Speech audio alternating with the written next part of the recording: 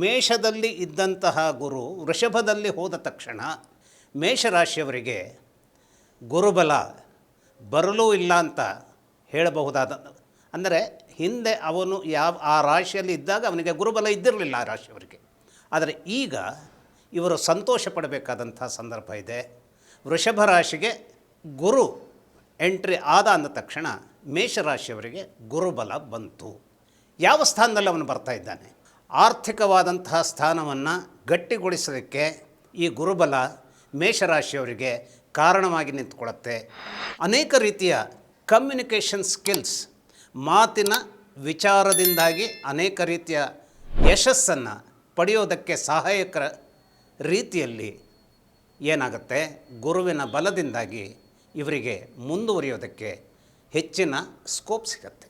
ಮಾತುಗಳು ಯಾವಾಗಲೂ ಎಷ್ಟು ಆಡಬೇಕು, ಎಷ್ಟು ಬಿಡಬೇಕು, ಎಷ್ಟನ್ನು ಆಡಲೇಬಾರದು, ಇವೆಲ್ಲ ನಮಗೆ ಗೊತ್ತಿದ್ದರೂ ಕೂಡ ಸಂದರ್ಭದ ಒಂದು ಹೀಟ್ ಏನು ಮಾಡುತ್ತೆ ನಮ್ಮನ್ನು, ಆ ಕಾರಣದಿಂದಾಗಿ ಅದು ಏನೋ ಒಂದು ರೀತಿಯ ಹೆಚ್ಚಿನ ಮಾತನ್ನು ಆಡಿಸುವಂಥದ್ದಾಗಲಿ ಅಥವಾ ಆಡಬೇಕಾದಂತಹ ಮಾತನ್ನು ಆಡಿಸದೇ ಇರುವಂತಹ ಒಂದು ಶೂನ್ಯ ಸ್ಥಿತಿಯನ್ನು ನಿರ್ಮಾಣ ಮಾಡುವಂಥದ್ದಾಗಲಿ ಆಗುವಂಥ ಸಂದರ್ಭ ಜಾಸ್ತಿ ಇರುತ್ತೆ. ನಾವು ಬೇರೆಯವರು ಮಾತನಾಡಿದಾಗ ಹೇಳ್ತೀವಿ ಇದು ಸರಿ ಇಲ್ಲ, ಆದರೆ ನಾವೇ ಮಾತನಾಡುವಾಗ ಏನೇನೋ ಮಾತನಾಡ್ಬಿಡ್ತೀವಿ. ಆದರೆ ಗುರುವಿನ ಈ ಒಂದು ಒದಗಿ ಬಂದಂತಹ ಗುರುವಿನ ಬಲದ ಕಾರಣದಿಂದಾಗಿ ಮೇಷರಾಶಿಯವರಿಗೆ ಮಾತಿನ ಅಪೂರ್ವವಾದಂಥ ಒಂದು ಶಕ್ತಿ ಏನಿದೆ ಅದು ಹೆಚ್ಚುತ್ತೆ. ಆ ಹೆಚ್ಚುವುದರ ಮೂಲಕವಾಗಿ ಇವರು ಏನು ಆರ್ಥಿಕವಾಗಿ ತಮ್ಮ ಸಿದ್ಧಿಯನ್ನು ಪೂರೈಸ್ಕೊಳ್ಳೋದಕ್ಕೆ ಅಥವಾ ತಮ್ಮದೇ ಸಂದರ್ಭದಲ್ಲಿ ಎಲ್ಲಿ ಕೆಲಸ ಮಾಡ್ತಿದ್ದಾರೋ ಅಲ್ಲಿ ಅನೇಕ ರೀತಿಯ ಪ್ರಮೋಷನ್ಗಳನ್ನು ಒದಗಿಸ್ಕೊಳ್ಳೋದಕ್ಕೆ ಅಥವಾ ಇನ್ನೂ ಒಂದಿಷ್ಟು ಮುಂದೆ ಹೋಗಬೇಕು ಅಂದರೆ ಕುಟುಂಬದಲ್ಲಿ ಇರಬಹುದಾದಂಥ ಅಶಾಂತಿಯನ್ನು ನೀಗಿಸ್ಕೊಳ್ಳುವಂಥದ್ದಕ್ಕೆ ಅಥವಾ ಅಡ್ವಾನ್ಸ್ಡ್ ಸ್ಟಡೀಸ್ ಹೇಳುವಂಥದ್ದನ್ನು ಎಷ್ಟೋ ವರ್ಷಗಳಿಂದ ನಾವು ಅಡ್ವಾನ್ಸ್ಡ್ ಸ್ಟಡೀಸ್ ಯಾವುದೋ ಒಂದು ನಾನು ಇವತ್ತು ಏನನ್ನೂ ಓದಿದ್ದೇನೆ, ಇದಕ್ಕೊಂದು ಸ್ವಲ್ಪ ಎಕ್ಸ್ಟೆನ್ಷನ್ ಬೇಕು, ಇದರಲ್ಲಿ ಆಳವಾದಂಥ ವಿಸ್ತೃತವಾದಂಥ ಜ್ಞಾನವನ್ನು ಸಂಪಾದಿಸ್ಕೊಳ್ಬೇಕು ಅನ್ನುವಂಥ ಸಂದರ್ಭ ಇದ್ದರೆ ಅದು ಈಗ ಮೇಷರಾಶಿಯವರಿಗೆ ಒದಗಿ ಬರೋದಕ್ಕೆ ಅನುಕೂಲಕರವಾದಂಥ ಸ್ಥಿತಿಯಾಗತ್ತೆ.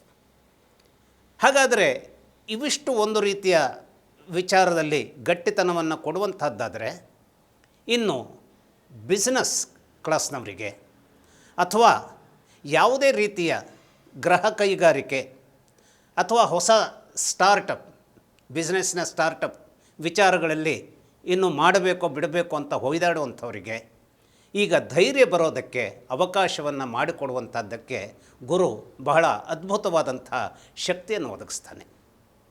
ಆದರೆ ಇಲ್ಲಿ ಒಂದನ್ನು ಅರ್ಥ ಮಾಡಿಕೊಳ್ಬೇಕು, ಮೇಷರಾಶಿಯವರಿಗೆ ಗುರುಬಲದ ಮೂಲಕವಾಗಿ ಅನೇಕ ರೀತಿಯ ಸಂಪನ್ನತೆಯನ್ನು ಒದಗಿಸಿಕೊಡುವಂಥದ್ದು ಸತ್ಯ ಆಗಿದ್ದಿದ್ದರೂ ಕೂಡ ಈ ರಾಶಿಯವರ ನಷ್ಟದ ಸ್ಥಳದಲ್ಲಿ ಭೀಕರವಾದಂತಹ ರಾಹುವಿನ ಹೆಡೆ ವಿಷವನ್ನು ಎತ್ತಿ ಯಾವ ಕ್ಷಣದಲ್ಲೂ ಬಡಿಯಬಹುದಾದಂತಹ ಒಂದು ದುಷ್ಟತನವನ್ನು ತನ್ನ ಆಂತರ್ಯದಲ್ಲಿ ಇಟ್ಟುಕೊಂಡಿರೋದರಿಂದ ಯಾವತ್ತೂ ಕೂಡ ಇಡಬೇಕಾದಂತಹ ಹೆಜ್ಜೆ ನಾವು ಸುಮಾರು 10 ಲಕ್ಷ ರೂಪಾಯಿಯನ್ನು ಲಾಭವನ್ನಾಗಿ ನಿರೀಕ್ಷಿಸಬಹುದು ಅಂತಾದರೆ ಈ ದುಷ್ಟ ಸರ್ಪದ ಹೆಡೆಯ ವಿಷದಿಂದಾಗಿ ಆ 10 ಲಕ್ಷ ಅನ್ನುವಂಥದ್ದು ಕೇವಲ 6 ಲಕ್ಷಕ್ಕೆ ಇಳಿಬಹುದಾದಂಥ ಸಾಧ್ಯತೆ ಇರುತ್ತೆ, 8 ಲಕ್ಷಕ್ಕೆ ಇಳಿಯುವಂಥ ಸಾಧ್ಯತೆ ಇರುತ್ತೆ. ಹಾಗಾಗಿ ಇದನ್ನು ಕೂಡ ಎಚ್ಚರದಲ್ಲಿ ಇಟ್ಟುಕೊಳ್ಳಬೇಕು. ಆದರೆ ಇದೇ ಗುರು ಮಾಡುವಂಥ ಇನ್ನೊಂದು ರೀತಿಯ ಸೊಗಸಿನ ವಿಶೇಷ ಏನು ಅಂತಂದರೆ, ಇದೇ ರಾಹುವಿನ ಮತ್ತೊಂದು ಭಾಗವಾದಂತಹ ಕೇತುವಿನ ಮೂಲಕವಾಗಿ ಯಾವ ಹಣವನ್ನು ನೀವು ಈ ಹಿಂದೆ ಕಳೆದುಕೊಂಡಿದ್ದೀರೋ ಆ ಕಳೆದುಕೊಂಡಂಥ ಹಣ ತಿರುಗಿ ವಾಪಸ್ ನಿಮ್ಮ ಜೇಬಿಗೆ ಬಂದು ತಲುಪುವಂಥ ರೀತಿಯ ನಾಟಕೀಯ ಬದಲಾವಣೆಗಳಿಗೂ ಕೂಡ ಕಾರಣ ಆಗಬಹುದಾದಂಥದ್ದನ್ನು ಇದೇ ಗುರುವಿನ ಬಲದ ಮುಖಾಂತರವಾಗಿ ನಿರ್ಮಿಸ್ಕೊಡೋದಕ್ಕೆ ಮೇಷರಾಶಿಯವರಿಗೆ ಇದು ಸಂಪನ್ನತೆಯ ದಿನಗಳಾಗಿವೆ. ಅಂದರೆ ಕಾರಣ ಏನು? ಯಾವ ವೃಷಭ ರಾಶಿಗೆ ಗುರು ಬರ್ತಾನೋ ಆ ಮೂಲಕವಾಗಿ ಮೇಷರಾಶಿಯವರಿಗೆ ಗುರು ಬಲವನ್ನು ತಂದು ಕೊಡ್ತಾ ಇದ್ದಾನೋ ಅಂತಹ ಗುರು ಏನು ಮಾಡ್ತಾನೆ, ಇದೇ ರಾಹುವಿನ ಇನ್ನೊಂದು ಭಾಗವಾದಂತಹ ಕೇತುವನ್ನು ಸಂವೇದಿಸ್ತಾನೆ. ಆ ಸಂವೇದನೆಯ ಮೂಲಕ ಮೇಷರಾಶಿಯವರಿಗೆ ಹಳತಾದಂಥ ಯಾವುದೋ ಒಂದು ಸಾಲ, ಕೊಟ್ಟ ಸಾಲ ಹಿಂತಿರುಗದೆ ಹೋಗಿದ್ದು ಮತ್ತು ಅವರ ಜೋಬನ್ನು ತುಂಬಿಕೊಳ್ಳೋದಕ್ಕೆ ಅವಕಾಶ ಆಗುವಂಥ ಕ್ಷಣಗಳು ಉದ್ಭವ ಆಗೋದಕ್ಕೆ ಕೂಡ ಇಲ್ಲಿ ಅವಕಾಶಗಳುಂಟು. ಅಷ್ಟೇ ಅಲ್ಲ, ಅನೇಕ ಸಿನಿಮಾಗಳು ನಾವೇನಾಗಿರ್ತೇವೆ, ಡೈರೆಕ್ಟಾದ ಬಾಕ್ಸ್ ಆಫೀಸ್ನಲ್ಲಿ ಅದು ಗೆಲ್ಲೋದಕ್ಕೆ ಬಹಳ ಕಷ್ಟ ಆಗಿಬಿಡ್ಬೋದು. ಆದರೆ ಮೇಷರಾಶಿಯವರು ಒಂದನ್ನು ತಿಳಿದಿಟ್ಕೊಳ್ಬೇಕು, ಡೈರೆಕ್ಟಾದ ಸಿನಿಮಾ ಹಾಲ್ಗಳಲ್ಲಿ ಗೆಲ್ಲಲಾರದಂಥ ಅವರ ಫಿಲ್ಮ್ಗಳು ಕೂಡ ಯಾವುದ್ಯಾವುದೋ ಇನ್ನಿತರವಾದಂಥ ಹೊಸ ಆವಿಷ್ಕಾರಗಳ ಮೂಲಕವಾಗಿ ಜನರನ್ನು ತಲುಪಬಹುದಾದಂಥ ವಿಚಾರ ಏನಿದೆಯೋ ಆ ರೀತಿಯಲ್ಲಿ ಜನರಿಗೆ ತಲುಪುವಂತಹ, ಆ ಮೂಲಕವಾಗಿ ಕೆಲವು ಹಣವನ್ನು ಲಾಭವನ್ನಾಗಿ ನಿರ್ಮಿಸಿಕೊಳ್ಳಬಹುದಾದಂತಹ ಪರಿಸ್ಥಿತಿಯನ್ನು ಕೂಡ ಇವರು ತಮ್ಮದಾದಂತಹ ಶಕ್ತಿಯನ್ನಾಗಿ ರೂಪಾಂತರಿಸಿಕೊಳ್ಳಲಿಕ್ಕೆ ಇದೇ ಗುರು ಅವಕಾಶ ಮಾಡಿಕೊಡ್ತಾನೆ. ಹಾಗಾಗಿ ಭೀಕರವಾದಂಥ ರಾಹುವಿನ ಹೆಡೆ ಇಲ್ಲಿರೋದರಿಂದಲೂ ಮತ್ತು ಶನೈಶ್ಚರ ಈ ರಾಶಿಯಿಂದ 11ರಲ್ಲಿ ಕುಳಿತು ದುಷ್ಟನಾದರೂ ಕೂಡ ಒಂದಿಷ್ಟು ಲಾಭವನ್ನು ತಂದುಕೊಡುವಂಥ ಯಾಕೆಂದರೆ ಆ ಮನೆ ಯಜಮಾನನೂ ಅವನಾಗಿದ್ದಾನೆ.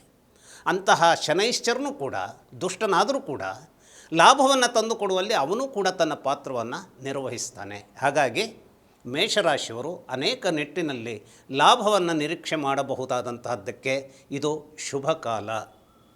ಹಾಗೆಯೇ ಒಂದಿಷ್ಟನ್ನು ಅರ್ಥ ಮಾಡ್ಕೊಳ್ಬೇಕು, ಲಾಭ ಬಂದಿರಬಹುದು, ಆದರೆ ನಮ್ಮದಾದಂಥ ಸಚ್ಚಾರಿತ್ರ್ಯವನ್ನು ಅತ್ಯದ್ಭುತವಾಗಿ ಗಟ್ಟಿಯಾಗಿ ಇಟ್ಟುಕೊಳ್ಳಬೇಕಾದಂಥ ಹೆಜ್ಜೆಯನ್ನು ಹಾಕಲೇಬೇಕಾಗುವಂಥ ಅನಿವಾರ್ಯತೆ ಇರುತ್ತೆ. ಯಾಕೆಂದರೆ 11ರಲ್ಲಿ ಕೂತಂತಹ ಶನೈಶ್ಚರ ವ್ಯಕ್ತಿತ್ವವನ್ನು ಹಾಳು ಮಾಡುವಂತಹ ಒಂದು ಸಂದರ್ಭಕ್ಕೂ ಕೂಡ ತನ್ನದೇ ಆದಂಥ ದುಷ್ಟತನವನ್ನು ಮೆರೆಯೋದಕ್ಕೂ ಕೂಡ ಅವಕಾಶ ಇದೆ.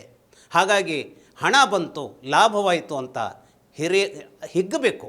ಆದರೆ ಅದನ್ನು ಯಾವುದೋ ಒಂದು ರೀತಿಯಲ್ಲಿ ಅಹಂಕಾರವನ್ನಾಗಿ ಮಾಡಿಕೊಂಡ್ರೆ ನಷ್ಟದಲ್ಲಿರುವಂಥ ರಾಹು ಬಡಿಬಹುದು, ಅಥವಾ ಲಾಭದಲ್ಲೇ ಇರಬಹುದಾದಂತಹ ಶನೈಶ್ಚರ ಒಳ್ಳೆಯದನ್ನು ಮಾಡಿದ್ರೂ ಕೂಡ ಚಾರಿತ್ರ್ಯವನ್ನು ಹನನ ಮಾಡುವಂಥ ಒಂದು ರೀತಿ ನೀತಿಗಳನ್ನು ಅವನು ರೂಪಿಸಿಬಿಡಬಹುದು. ಶನೈಶ್ಚರ ಯಾವ ರೀತಿಯಲ್ಲಿ ನಮ್ಮ ಒಂದು ಆ ವ್ಯಕ್ತಿತ್ವ ಅನ್ನುವಂಥದ್ದನ್ನು ಹಾಳು ಮಾಡಿಬಿಡ್ತಾನೆ ಅಂದರೆ ನೋಡಿ, ಇದೇ ಮೇಷರಾಶಿಯ ವ್ಯಕ್ತಿಯಾಗಿ ಅಮೇರಿಕಾದ ಹಿಂದಿನ ಅಧ್ಯಕ್ಷರಾದಂಥ ಕ್ಲಿಂಟನ್ ಇದ್ದರು. ಅವರಿಗೇನಾಯಿತು, ಅವರ ಅಧಿಕಾರದ ಕೊನೆ 2 ವರ್ಷಗಳಲ್ಲಿ ತುಂಬ ದೊಡ್ಡದಾದಂಥ ಒಂದು ಹಗರಣಕ್ಕೆ ಅವರು ಬದ್ಧರಾಗ್ತಾರೆ. ಮೊನಿಕಾ ಲೆವಿನ್ಸ್ಕಿ ಅನ್ನುವಂತಹ ಶ್ವೇತಭವನದ ಕೆಲಸದಲ್ಲಿರುವಂತಹ ಒಂದು ಕಾಮಿನಿ ಇದ್ದಳು. ಅವಳ ಜೊತೆ ಅವರದ್ದು ಒಂದು ರೀತಿಯ ಸಂಬಂಧ ಒದಗಿ ಬಂದು ಅದು ಜನರ ನಿಟ್ಟಿನಲ್ಲಿ ಅನೈತಿಕವಾದಂಥ ರೀತಿಯ ವಿಕೃತವಾದಂಥ ರೀತಿಯ ಸಂಬಂಧವಾಗಿ ಕಂಡು ಇನ್ನೇನು ಅಧ್ಯಕ್ಷರು ಪದಚ್ಯುತಗೊಳ್ಳುತ್ತಾರೆ ಎನ್ನುವಂಥ ಒಂದು ಮಟ್ಟಕ್ಕೂ ಹೋಗಿಬಿಟ್ಟಿತ್ತು. ಆದರೆ ಏನೋ ಒಂದು ಕೆಲವು ನಿರ್ದಿಷ್ಟ ಕಾರಣಗಳಿಂದಾಗಿ ಅವರು ಆ ರೀತಿಯ ಒಂದು ಪದಚ್ಯುತಿಗೆ ಒಳಗಾಗದೆ ಹೇಗೋ ಅದರಿಂದ ಪಾರಾಗಿ ಬಂದರು. ಇವತ್ತು ಕೂಡ ಒಂದು ಕಪ್ಪು ಚುಕ್ಕೆ ಅವರನ್ನು ಏನು ಮಾಡಿದೆ, ಚರಿತ್ರೆಯ ವಿಚಾರದಲ್ಲಿ ಕ್ಲಿಂಟನ್ ಅಂದರೆ ಇದು ಹೀಗಿತ್ತು ಅನ್ನುವಂಥದ್ದನ್ನು ಹೇಳುವಂತೆ ಮಾಡಿತ್ತು. ಇದನ್ನು ನಾನು ಮೇಷರಾಶಿಯವರಿಗೆ ಹೇಳ್ತಾ ಇದ್ದೇನೆ. ಹಾಗಾಗಿ ಈ ಎಲ್ಲ ನಿಟ್ಟಿನಲ್ಲಿ ಈ ವಿಚಾರಗಳನ್ನು ಅರ್ಥೈಸಿಕೊಂಡು ಬಂದಿರುವಂತಹ ಈ ಒಂದು ಗುರುಬಲ ಏನಿದೆ ಅದನ್ನು ವರ್ಷ ಪೂರ್ತಿ ನಂತರ ಮತ್ತೆ 10 ದಿನ ಇಂತಹ ಒಂದು ಒಳಿತನ್ನು ಸ್ವೀಕರಿಸುವಂತಹ ಸುಯೋಗ ನಿಮ್ಮ ಪಾಲಿಗೆ ಒದಗಿದೆ. ಅದನ್ನು ಎಲ್ಲ ರೀತಿಯಲ್ಲಿ ನೀವು ಆನಂದಿಸುವಂತಹ ಒಳ್ಳೆಯ ಕ್ಷಣ ನಿಮಗೆ ಲಭಿಸಲಿ ಅಂತ ನಾನು ಆಶಿಸ್ತೇನೆ. ನಮಸ್ಕಾರ.